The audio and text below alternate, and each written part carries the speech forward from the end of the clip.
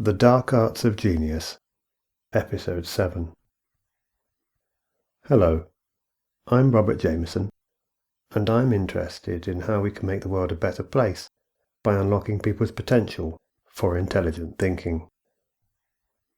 These podcasts are intended to be useful to anyone who is interested in developing the thinking capabilities that are at the heart of genius. They address what, for many people, is the downright offensive subject of how some people are so much more intelligent than others. If you don't want to take the risk of being offended, then this series is not for you. I want to finish this series by saying something about freedom. There is an extremely strong but frequently overlooked relationship between freedom and intelligence. Take any opinion you might have. If you are not free to think that the opposite opinion might be true, then you are not free. You are not a free thinker, and your opinion is largely just a manifestation of prejudice. The opinion itself may be a good one, potentially a perfectly justifiable one that fits in with all accepted facts, but it is not born of intelligent thinking. Intelligent people are free to think, to consider, and potentially to accept any opinion or idea, regardless of how unpopular, unacceptable, or offensive it might be deemed to be.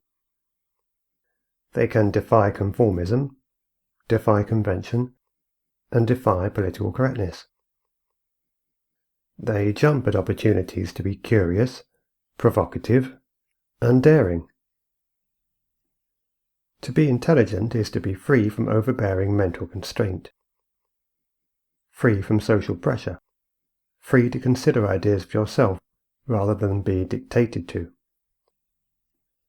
Many great intellectuals, though sometimes physically restricted or threatened by oppressive regimes, though sometimes imprisoned or tortured, retain their independence of mind.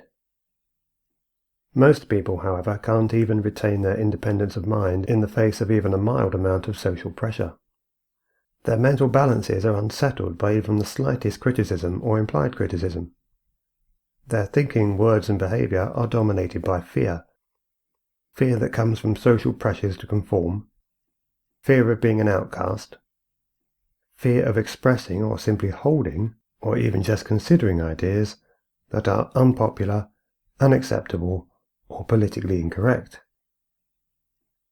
Intelligent people have strong defenses against such fears. Some are almost totally immune.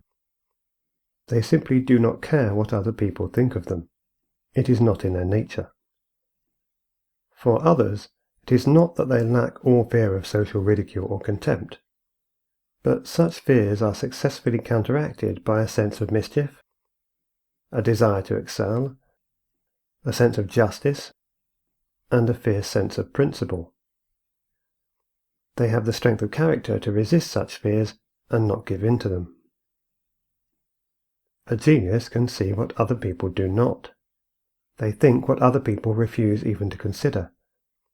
And this is what makes them so incredibly valuable to our entire species. It isn't magic, though. It's freedom. They gain that freedom through determination and practice. They must be determined to question what they are told or what they are expected to believe, and they must be practiced in doing so. Through determination and practice, they become skilled at opening their eyes to see things and opening their minds to think things. They have developed the capacity to free their minds from the prejudices of the society they live in, and thus free themselves to think intelligently. Intelligent thinking and freedom, together, they can help to build a better world and a brighter future. As individuals, as a society, and as a species, we have enormous potential, which far too often goes to waste because we fail to challenge our prejudices, fail to overcome our fears, and hence fail to develop our capacity for intelligent thinking. We really ought to stop wasting this potential. But to do so, we must ditch conformism and learn to nurture and value the critical free-thinking capabilities that are the hallmark of genius. You cannot be intelligent if you only allow yourself to think what it is acceptable to think, and believe what it is acceptable to believe, and if you question only what it is acceptable to question. To be conformist is to be dead. Being alive suggests an ability not to conform, an ability to decide, an ability to create, the capacity to think different, to be different. This is not a game.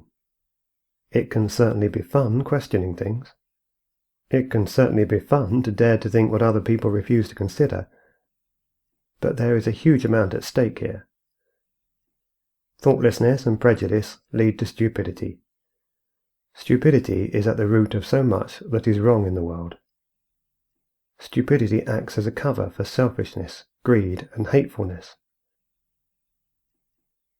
Our freedoms and the future of mankind, and of this planet we live on, depend on individuals working hard to develop the skills of independent, intelligent thinking.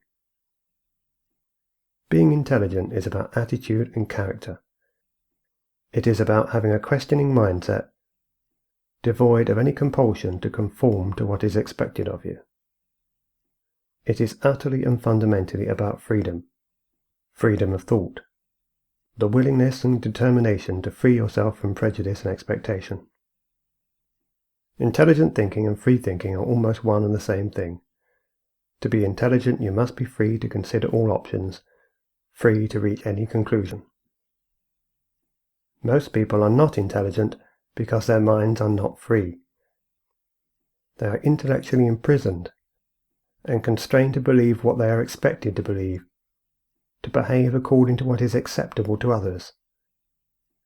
That is the opposite of intelligence. To be intelligent, you must learn to be free. That's the end of this episode and of this series. I hope you found it interesting. If you did, you might enjoy some of my books. For more details about these, please visit imos.org.uk. That's imos.org.uk. If you have any comments about this series or about any of my work, or if you'd like to contribute to the cause and help promote intelligent thinking, please get in touch via my website. Thank you for listening.